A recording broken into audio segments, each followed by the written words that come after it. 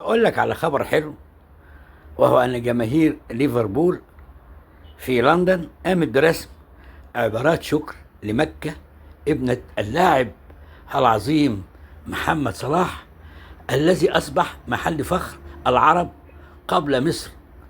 ودي حاجة طبعا يعني مشرفة، وأصبحت مكة حبيبة جماهير ليفربول. إيه بقى السبب؟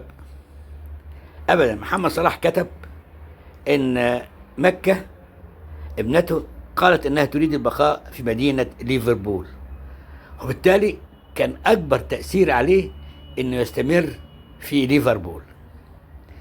محمد صلاح رحلة نجاح تستحق التقدير، واحد من ابرز لاعبي كرة القدم في العالم في العقد الاخير، ورمز رياضي يتجاوز حدود الملاعب.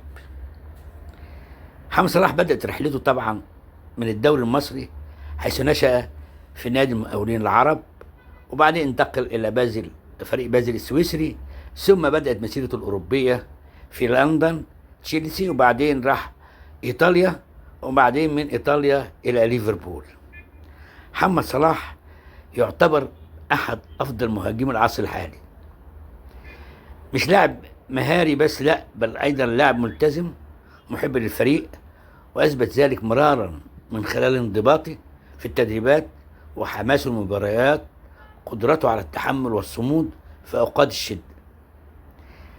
محمد صلاح أصبح النهاردة نجم يتألق في سماء العالم، وأصبح رمز للنجاح والطموح، ودليل على أن العمل الجاد يمكن أن يحقق أحلام أي شخص مهما كانت التحديات.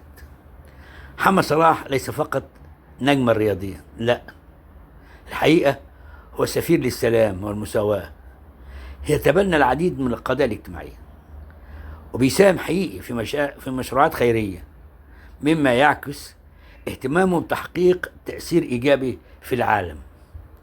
محمد صلاح النهاردة أصبح قدوة للشباب، وقدوة يعني خير قدوة لكل من يريد أن ينجح ويتقدم.